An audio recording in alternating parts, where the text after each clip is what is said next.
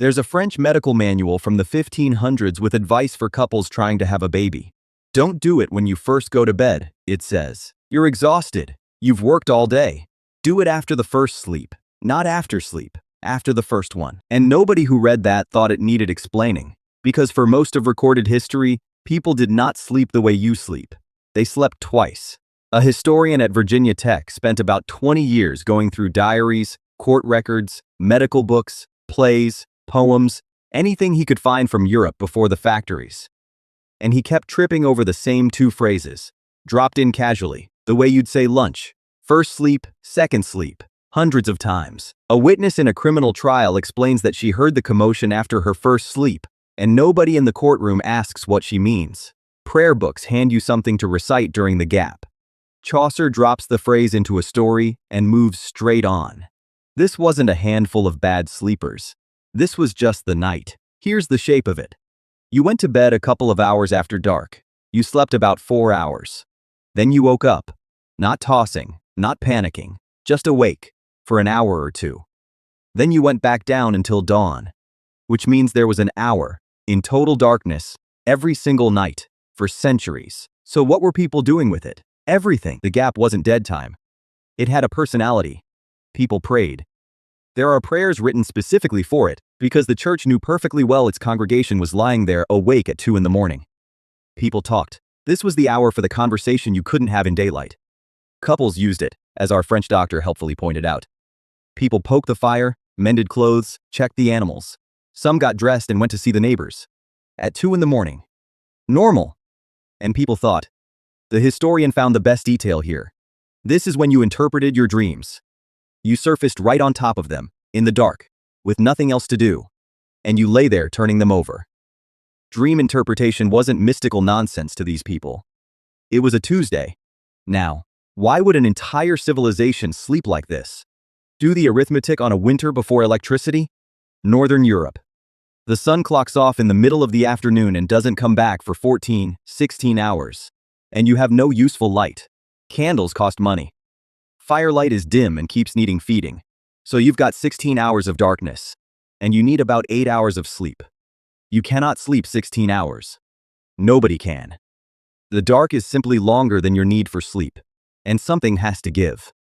What gives is the middle. Lovely theory. In 1992, somebody actually tested it. A sleep researcher at America's National Institute of Mental Health took 14 healthy adults and did something simple and slightly cruel. He put them in darkness. 14 hours a night, every night, for a month. No lamps, no screens, no reading. A pre-industrial winter, rebuilt in a lab.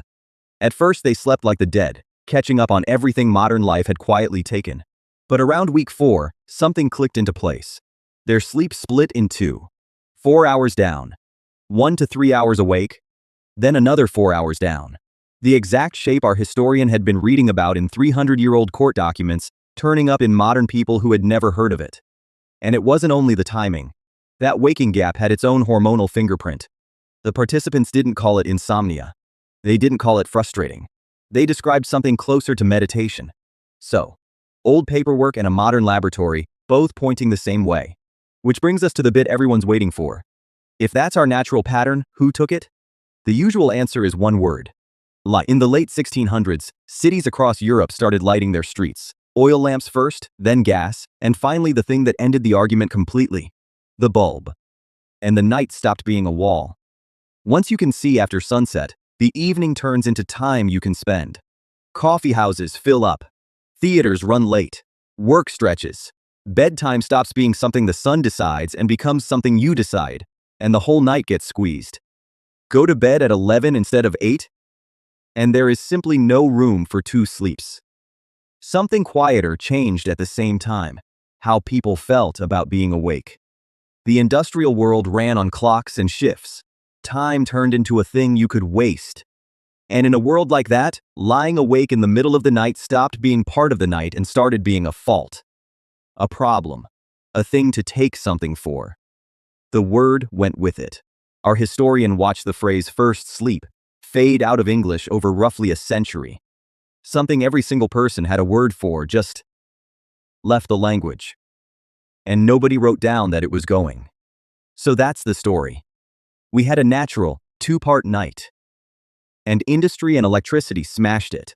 Except, and I've been waiting to tell you this, that story might be wrong. In 2015, a team of researchers did the obvious check that the whole theory rests on. If sleeping twice is humanity's factory setting, then people living without electricity right now should still be doing it. So they went and measured 3 groups: the Hadza in Tanzania, the San in Namibia, the Chimane in Bolivia. No bulbs, no alarm clocks. They do not sleep twice. They sleep in one block, 5.7 to 7.1 hours, less than most of us are told we need, and they go to bed about 3 hours after sunset. And by their own report, they get noticeably less insomnia than we do. So 2 sleeps isn't written into us.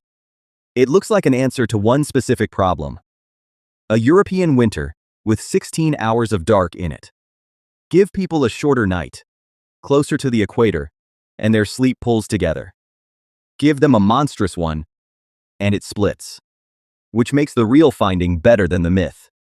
Human sleep isn't one correct pattern that we broke. It bends. It shapes itself around darkness and temperature, and it always has. And there's one thing worth taking from that. If you wake at 3 in the morning and lie there certain that something has gone wrong with you, for most of human history, a gap in the night was just the night. The waking isn't new. The panic about it is.